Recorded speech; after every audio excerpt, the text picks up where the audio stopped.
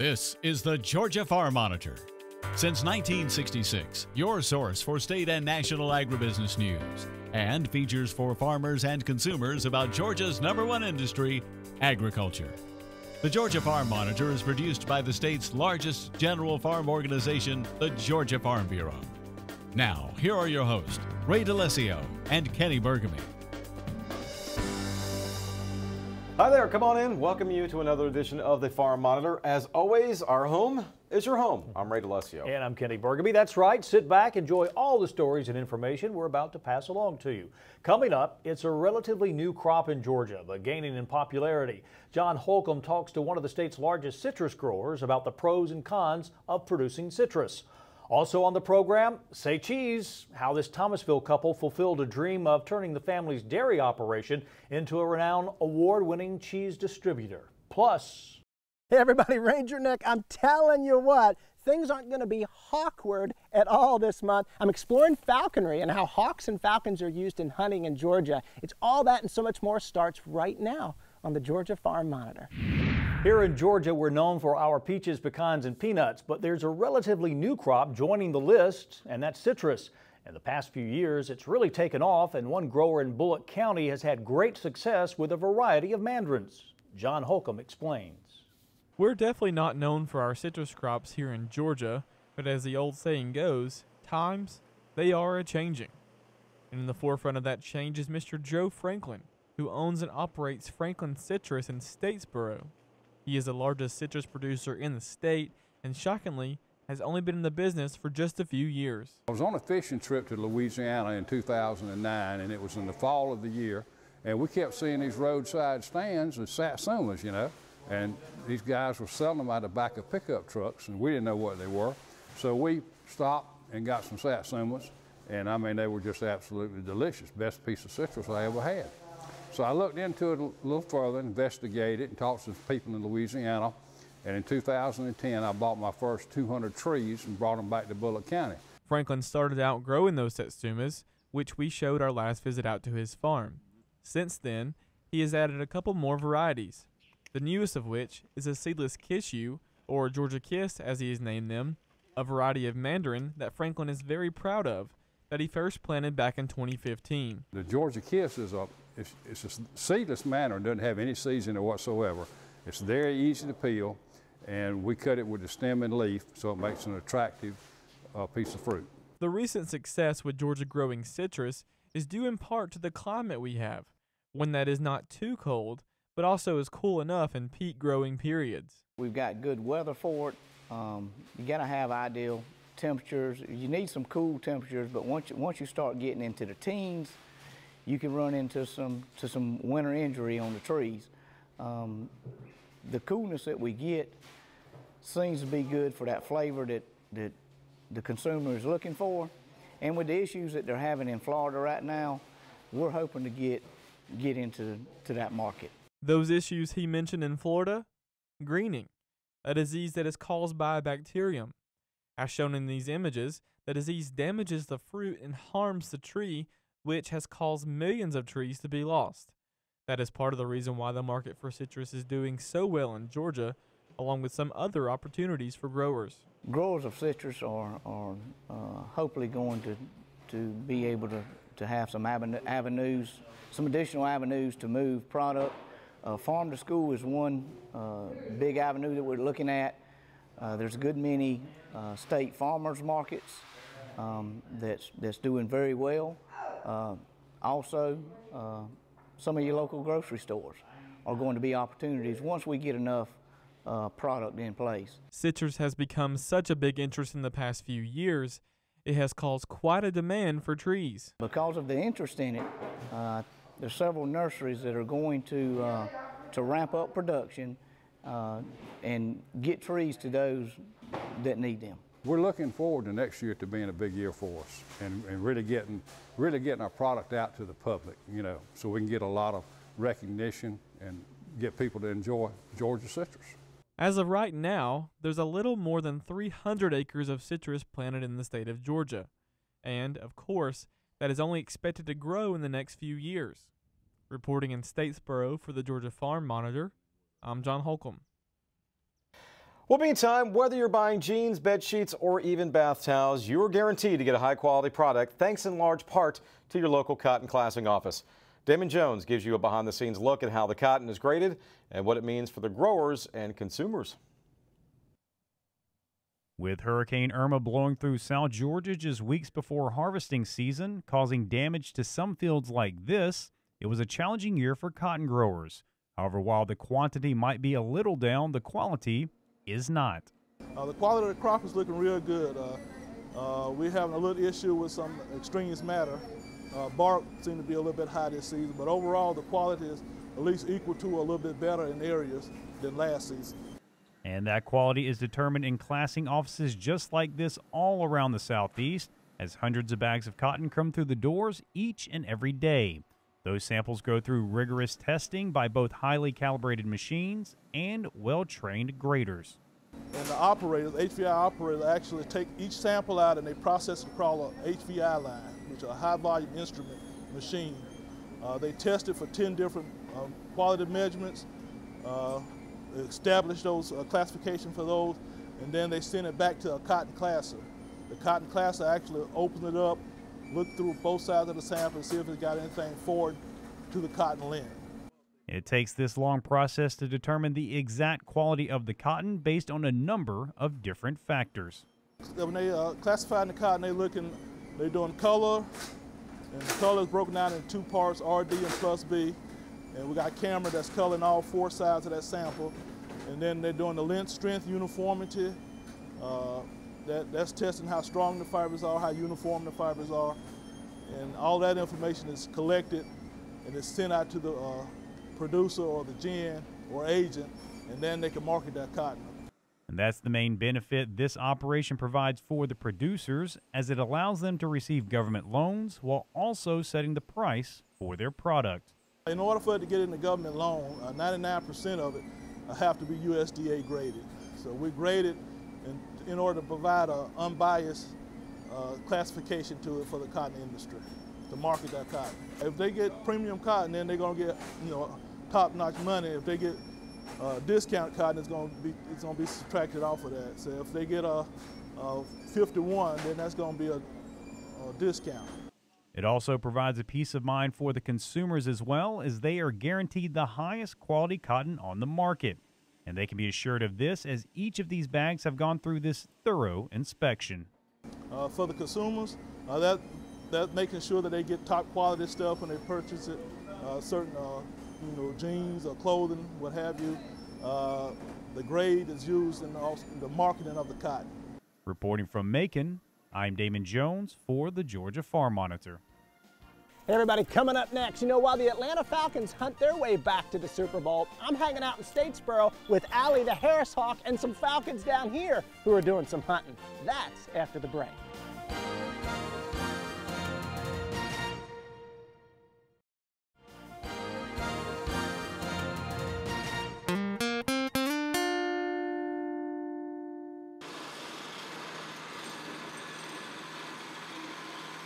A lot of times it might be easier to say, what do students not do here at the dairy? So our activities for students out here are, of course, student workers. We have anything from milking the herd to feeding baby calves. And then we teach a variety of different classes out here. You might come out here for a basic animal practicum class, dairy production and management, an advanced dairy management class, dairy cattle evaluation, applied animal reproduction. So we have a number of different courses that'll come out here for a wide variety of hands-on experience. What do you think is a really good way to measure how clean a barn is? Very simple.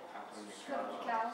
Yeah, we look at the cows, right? The classroom had become kind of a multi-purpose room. So it was not only used for teaching purposes, it was also used as an office for the farm, which over time meant that it wasn't quite as user-friendly as a traditional classroom. For morale out here, it has been tremendous to have this investment. And I say morale from a farm worker perspective, a faculty perspective, but most importantly to see those students light up that we've had this investment in the farm. It's not to us just a building and a pretty facility and we have nice clean chairs to sit in now. It's about the fact that to the students it meant that we cared about this farm again. They can see some of the farm renovations, but that doesn't mean the same to them as now walking into a facility that the college has invested in. All right, you ready to go outside? And I think the other important part is the general dairy industry in this state. They're proud that the university's invested in this dairy as well. Excited to see that maybe this will bring even more student interest to the farm, which is a positive for them as we look for the next generation to enter that industry. Well, according to Smithsonian.com, falcons are the consummate hunters of the avian world, able to spot, chase, and kill prey quietly and efficiently. And in fact, it's believed their vision is 8 times better than humans. That alone was enough for Ranger Nick to investigate. So recently, he headed south to another college campus to get a first-hand look at these amazing creatures. Well, there's no doubt that Ranger Nick is a big fan of UGA. You know, it pays the bills around the house. And I'm joined this month by a red-tailed hawk. I want to talk to you a little bit about falconry and this idea of how Georgia Southern plays into things. I know me supporting Georgia Southern, but if you've ever seen their games on TV, you'll see a bald eagle that they fly. And I'm joined by a person that is associated with flying those eagles.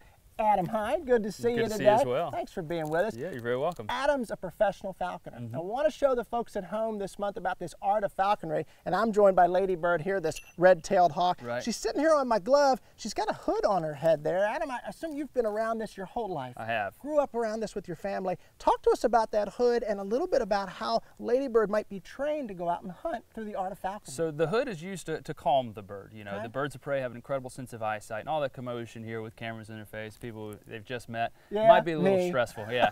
And so what we like to do is just calm them. And the biggest hurdle we've got to overcome with these birds in training is fear. And so as soon as you put the hood on, then you can actually approach them very closely. You can feed them food, and you can establish a conditioner, which is a whistle, get them to eat out of the hood, and then take them into a dimly lit room and gradually up the light over the course of a week or so until they're flying to you and hunting. And this is an animal that has a natural instinct to fear us, and yet we're forming a bond. It's obvious that she's comfortable around us and all that we're doing today. I want to take us out in the field. I want to be able to go out there and show everybody what falconry is about. We've got a red-tailed hawk. I want to introduce folks to a Harris hawk and to a peregrine falcon. And you can see that she's ready to hunt right now. The whistle is the conditioner. If I touch her beak and whistle, she's snapping. Watch out for your nose there. Yeah. But you can see she's hungry. She's ready to go, and that it's all positive from here. That's incredible, the bond that you've got. Let's go out and have a look at falconry in action. Let's do it.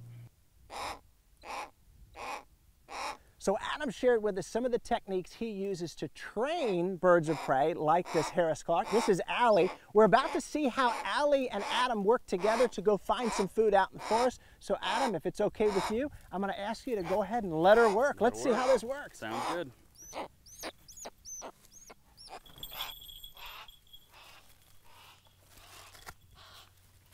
We saw as she went into the tree, she got higher and higher into that tree. What was going on there? So she's actually doing something like we call laddering up. She's getting a higher vantage point looking for the squirrels. She's at weight, she's hungry, she's ready to go.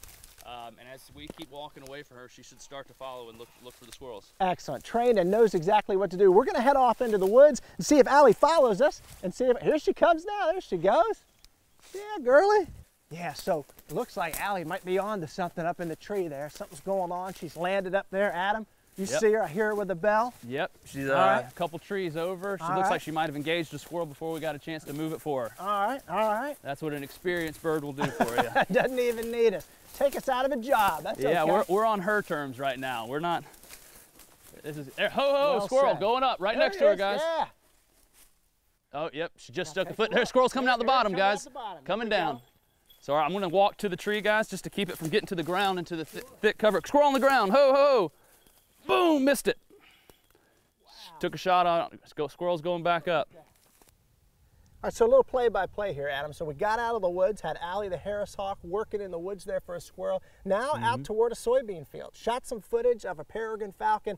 As we were looking at that, saw you in the truck there looking at some technology and how you were using that. What were we seeing there? It looked like almost a wireless mic we were putting on the peregrine. Surely it's not a microphone. What was that? So we actually put transmitters on the bird. You know, some are GPS, some are ultra-high frequency, and we use that to track the bird down within, you know, a couple 30 miles or so. The peregrine falcon specifically, we'll put 2 on, we'll double up, because the word peregrine actually is a term for wandering, and so the falcon can cover a great deal of distance very, very quickly, different than the Harris hawk, and so we want to make sure we can track that bird in real time and get her back as safely as possible. Absolutely. So then, once the bird is released, we were seeing some things with your dog out there. Walk us through that. What we're seeing as that bird Right, so here, what's unique about flying the peregrine falcon, specifically the dog, we're using a Vizsla, is you get to see the teamwork, the dog and bird working together. Excellent. And so while the falcon is gaining altitude, we tend to pick the middle of the day to use the thermal updrifts, the hot air rising, to help the falcon get up to 200-300 feet, 400 feet, 1,000 feet. And all the while the dog's looking for the upland game, you know, using its nose to point the pheasants, the quail, the chukar, depending on what we're going after. And as soon as that dog's on a point, we as the dog flushers, more or less, we'll walk in and flush the pheasant and get to witness the spectacular stoop, the dive, the vertical speed of the falcon coming down after its prey. Incredible. And folks, we're talking about the fastest animal on Earth, over 200 miles an hour. Yeah, they can dive there. plus. Incredible. And that dive, she was coming out of the sky at about 100 miles an hour. Yeah, I think we actually clocked in right at 99. Wish we would have gotten triple digits, but it was pretty darn close. Incredible. See that successful hunt right out there in the field. Amazing. Exactly. Yes, sir.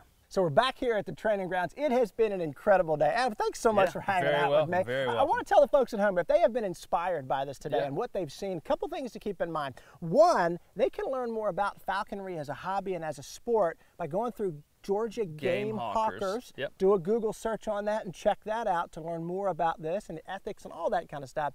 But if you're interested in just what I was doing today, I had a privilege to do this, you can go onto Google and look up On the Fly Outfitters, which is out of Brunswick, which this gentleman is associated with. He can take you out and do just what I've done today. I think it'll be an incredible thing, and add another feather into your cap there. So y'all know what to do while you're online doing all that Google searching. You can search for Ranger Nick. Check us out on Facebook, and also like the Georgia Farm Monitor Facebook page. And until next time, for all of us at the Farm Monitor, I'm Ranger Nick, reminding you that enthusiasm is contagious. So pass it on. Y'all, thanks so much for watching. I'll see you back here next month. See ya. When we come back, handcrafted cheeses made in a traditional old world style. That's how they do it at Sweetgrass Dairy. And the results have been award-winning. We'll share their story when the Georgia Farm Monitor continues.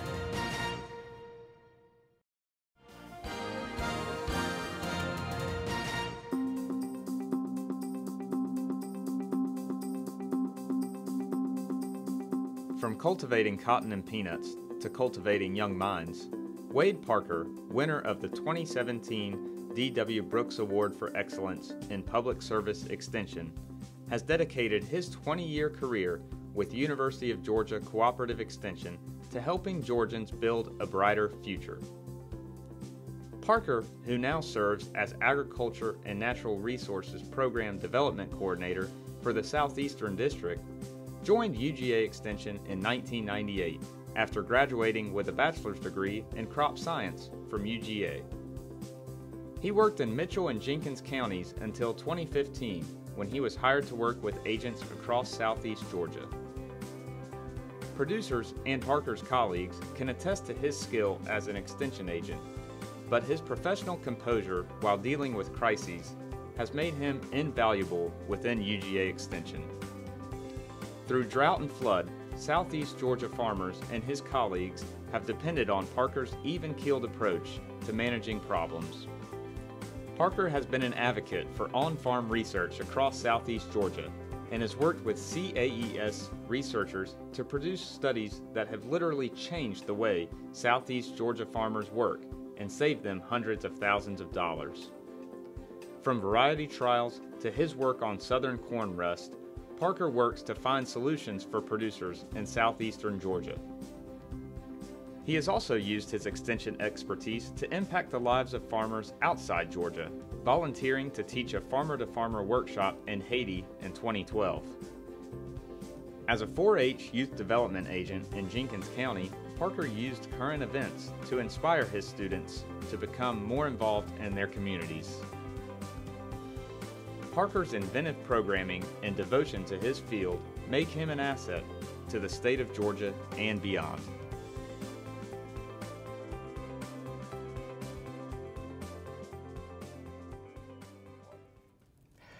In 2005, Jessica Lynn and husband Jeremy took a leap of faith. They bought Sweetgrass Dairy from Jessica's parents and adopted the company's New Zealand-style rotational grazing system. It's a system that appears to have worked because in the years since, Sweetgrass Dairy expanded its distribution to over 40 states and developed a line of core cheeses that have won countless honors, including 4 International World Cheese Awards. Located in Thomasville, Georgia, Sweetgrass Dairy continues to grow and remains dedicated to high-quality production, lasting partnerships, and a genuine relationship with its customers.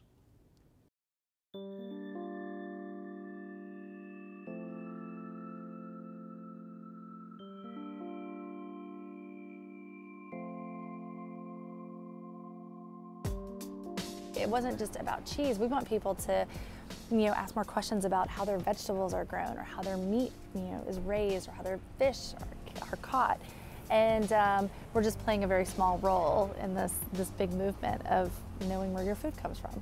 I love that idea of providing opportunities and seeing employee development, and we have a really kooky, kind of quirky culture in our business, and it's fun to foster that. And then, but by far the cheese shop is my baby, and it was, the most expensive hobby I'll ever have. I love it so much. I love really great craft cocktails. I love wine, really great beers, and just being able to, the true act of hospitality is so wonderful, of being able to make somebody's day, like turn their day around. And so the cheese shop is definitely more my baby, and Jeremy's in the cheese plant, so he's in charge of cheese production and cheese manufacturing, and he is so passionate about the science and craft of cheese making. We're most valuable locally, and this is where we want to put our effort, energy, time. We love, Atlanta's our biggest major market, so we spend a lot of time in Atlanta. But in the Southeast is so great, and there's so many great cheesemakers that are popping up in the South, which we don't have a long history of. So that's exciting to see. But no, I think that we live in the one, or I'm sure there's others, but there's very, very few areas of the country where you can graze cattle 365 days a year. We can grow incredible amounts of grass because you need a minimum temperature of 50 degrees to grow grass. We have an average temperature of 67. We are on top of the Floridan aquifer, and we have the ability to, have cows spend their whole lives on grass, which is so unique. And I think that there's value in that, whether you're a cheese, you have a cheese shop in Wisconsin or Oregon or Maine or California, that I think it's a universal story that people want to support farmers that are allowing cows to be cows.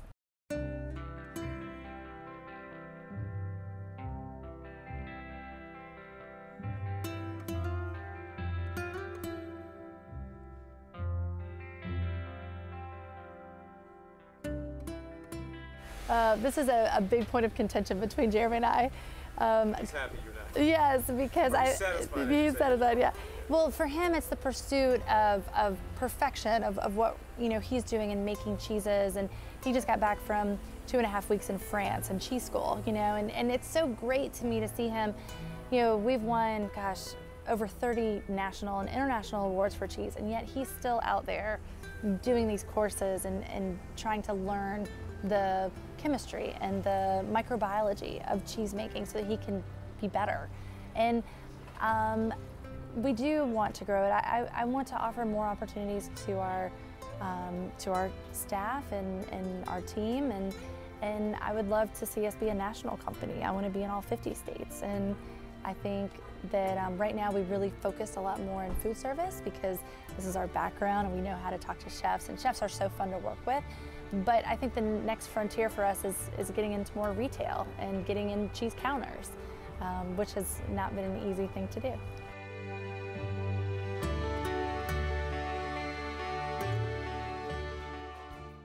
great little place for sure.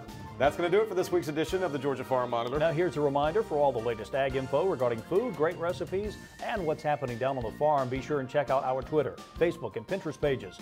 You'll stay informed and see what's up in the world of farming, plus with us here on the show. Take care, everybody. We'll see you next week right here on the Georgia Farm Monitor. Have a great week.